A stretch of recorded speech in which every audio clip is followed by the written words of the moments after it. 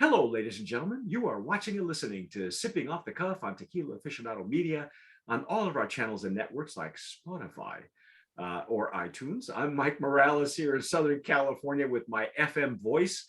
That gentleman out there is Todd Maybell from Colorado. We'll do the hat thing. There we go. Doing the hat tip. He switched hats. You'll notice that if you watch the Blanco video. We're going to taste and dissect Dona Loca, and this is the Reposado expression. If you have not watched that Blanco review, go back and watch it. Todd and I flipped over the flavor profile and the quality of that. Is it just me, Todd, or is this looking really dark and golden? It is. 100% is. And it says on the back, it's aged for 9 months in oak barrels. Yep. And I'm thinking the oak must be like relatively new barrels to get that much color in just 9 months. See, there you go. That's exactly what I was going to say. Let's just dig in because after tasting that Blanco, I'm just gonna wait. Did you look at the bubbles in this thing? Yeah. Shampoo bubbles. I did. All right, because you didn't say anything, so I got worried. Well, we sang the praises of the Blanco. I can't wait to see what they did with this. When I read the name of the master distiller, it's rarely ever given credit. This gentleman is Alvaro Montes, who is a genius, a mad genius, responsible for several of the organic labels coming out of Las Americas 1480. That's the known number that's coming out of there. The known number that is producing this, the distillery. Oh boy.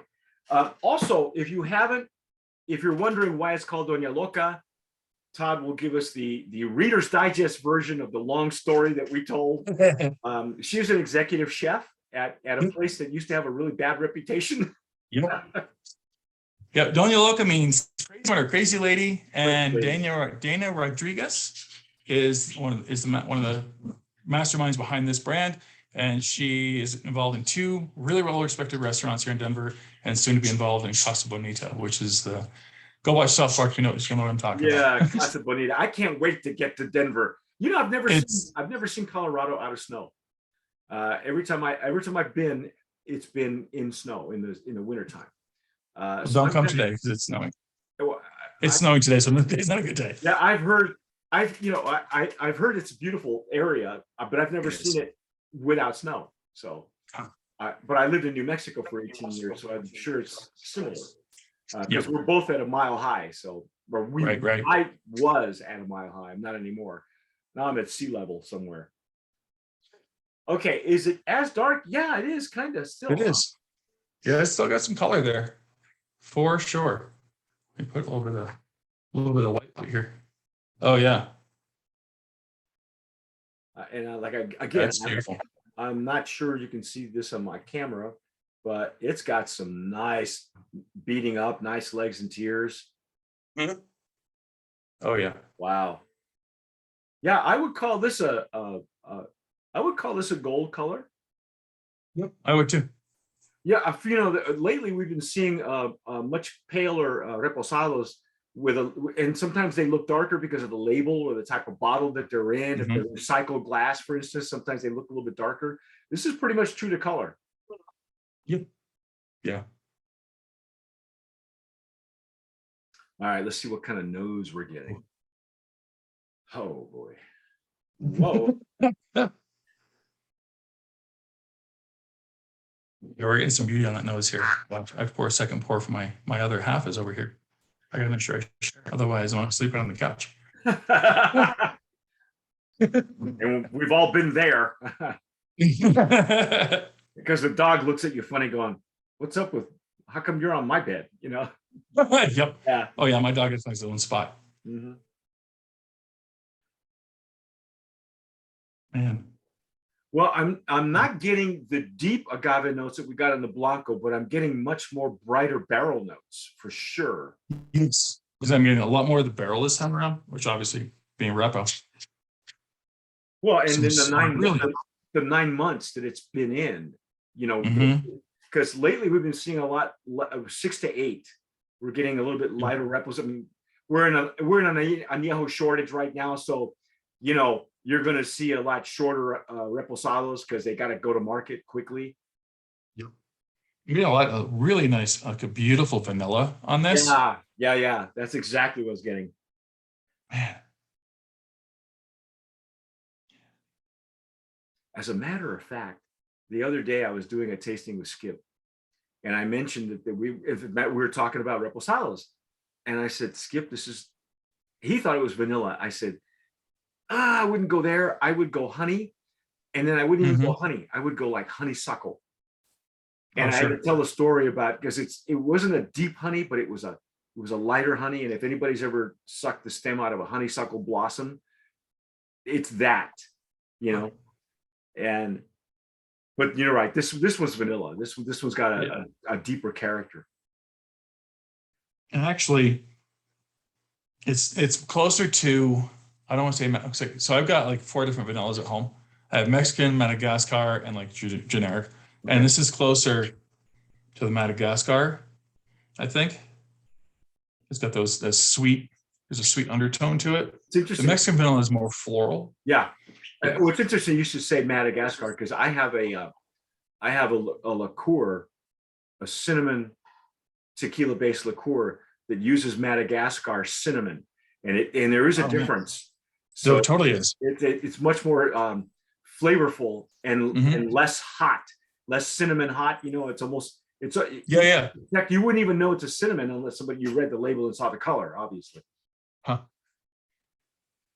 Yeah, I'm not a chef or a cook or a baker, but I've had to dig my hands into some stuff, and it's amazing with the spices. Even in spices, how there is a difference. Cloves from mainstream companies that make like McCormick's versus cloves you get, at a bodega or someplace like that.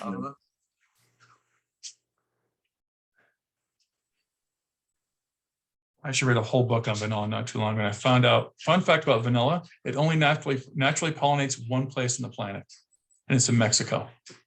Really? Vanilla is indigenous to Mexico, and it only pollinates naturally there. Madagascar, every place else, they have to hand pollinate it. No kidding. And it was a slave.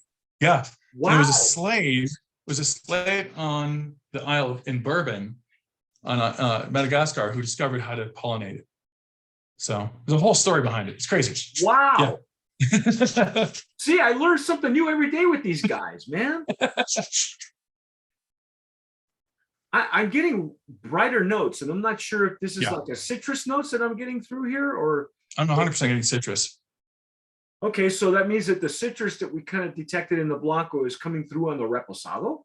Wow, the barrel's really doing its job. It really is. I wonder what barrels they use. It just says oak, which doesn't say a whole lot, but I'm curious about American oak. We don't even know if they're virgin. Right? Yeah. Looks, judging from the color, like you said, it's probably a fairly new barrel. Maybe it's never had whiskey in it. Maybe it's just all plant and barrel. It could be. Well, it's beginning to open up now. Now it's much brighter. Yep.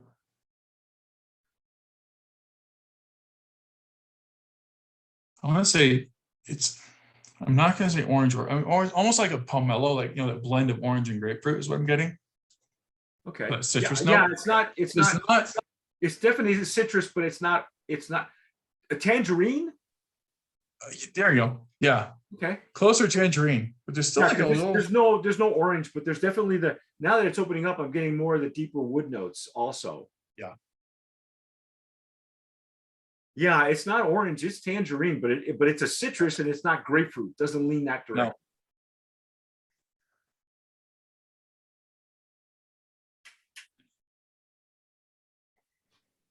Well, I'm anxious to dive in and see what the flavor profile is about. So here we go. Salud. Salud.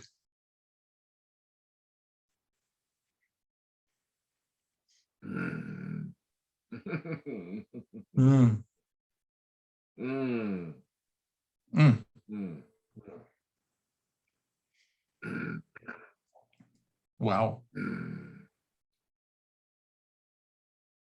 I'm getting undertones of lemon, like a lemon oil, lemon grass, or something like that. Yeah. Holy shit. That's never happened. I've never had that happen in the Reposado where I got, usually you get the real orange, or you get the additive orange oil in it, and that just tastes crappy. And for me, like before I swallowed it, I was getting black tea, and then it's kind of like moved into chocolate for me. Like on a little bit of black tea in my mouth. There's a tea. I will go with tea. Yeah. I hadn't thought of that. That's new. But see, the quality of this juice, when you're able to pull out more of these essences, there's got to be something going on that it is naturally going on. Okay, I'm going to stress that it's naturally going on. It was interesting.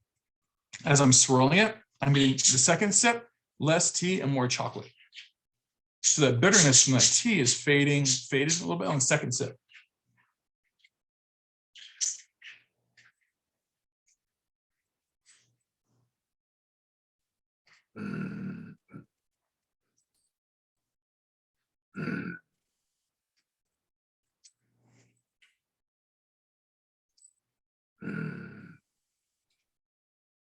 What a pleasant retronasal.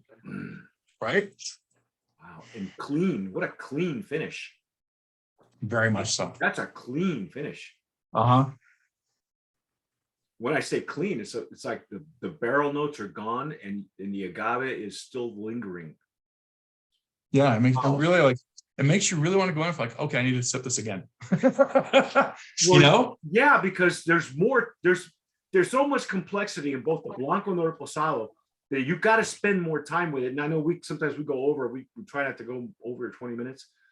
Sometimes we've gone over like a half hour just because there's so much going on that,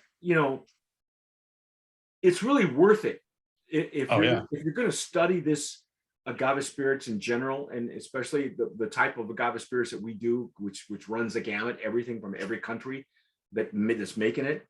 As a matter of fact, we're getting something from Germany. I can't wait. It's an agave spirit called Selva Negra. It's called Black Forest.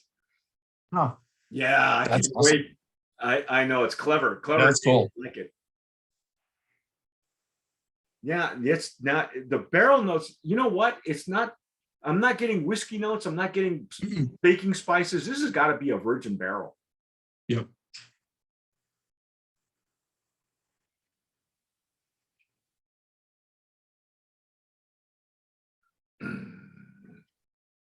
Man. Wow. Yeah, this is delicious. Stellar. Yeah. Wow. I like it. Still got that nice warm finish, because I think the barrel notes are more of a spicy, as opposed to the pepper. It's more like but the spice is coming from the wood. And I don't even want to call it a cinnamon spice. It's just a hot spice. Right. I'm okay with that. That's. Oh yeah. I want that. See, I like it. The barrel is enough. Barrel, you get the barrel, but that agave is still very much there. I mean, like I told you before, one of my problems with some of these repos, and it's when you get too much wood, not enough agave. I really need that agave in there. But I want whiskey. I love whiskey. I'll drink it, but not. I'm drinking agave. I agree. There's G4 is famous for that. Felipe Camarena uses distressed barrels. He uses the oldest barrels he can find. Number one, they're cheaper. Number two, he's an agave grower, so he wants the character of his plant coming through. Las Americas grows their own agave. That's what they're known for. Go check them out on Instagram. You'll see plants that are beautiful at 5 years old. They're enormous. They're huge. That's awesome. I think that they waited a little bit longer for these agave because she's calling this Dona Loca on the description is calling this a small batch, and I believe it. I'm thinking that they're using older plants because of the character that's coming through on the Blanco, that's translating really well in the Reposado. This is how you make tequila, folks. This is right. This is throwback tequila. with character, with ganas, because wow. Actually, let me look on the website and see if I can find anything on the website. Yeah. Let's Otherwise, watch the Blanco review, because we give a rundown of her, the master chef whose brand this is. That's interesting. Imported by Park Street Imports. Oh, Miami, Florida. Okay. I would have laughed if it says South Park Imports. that would have been fantastic. That would have been fantastic. Yeah, it is known 1480. It is Tequila Las Americas, which gets the bulk of the USDA organic tequilas. They are based in Amatitan, one of my favorite regions, and tequilas from Amatitan really have a minerality to them and a punch. Some of the best tequilas I've ever had came out of there. The original Partida came out of there. One of my favorites was Regional. Herradura in its heyday, Amatitan. There's just something there that, and now Las Americas with their the master distillers Alvaro Montes, who is freaking genius. Well, here we go. Brand promise, hands down, man. So one thing I'll say, like, yeah, definitely. Yeah, of course. I was looking at their website. Oh, check out the website. What's going on? Yeah, it actually it's open air fermentation in open wood tanks, which is explains a lot. No kidding. Yeah. I don't know if you can see that or not. Are they using fibers? No. Does it look? Oh yeah. They're using the fibers are in there. Yeah. Seriously? There's fibers in there. 100%. So you can look at, like, if you look at this one too. I don't know if you can see that or not. Oh my goodness. Yeah, that's not just juice. No, that looks like mezcal. There's stuff in there. That's in there. That's in that 1480. I don't know. This is the Dona Loca website. So wow, I had no idea that they had that option available, because that's more in labor intensive. Because you're going to have to watch it ferment like they do mezcal, or raicilla. That they have to. That's like the rule. It ferments with the fibers on it. No kidding. But you know what? I'm not getting.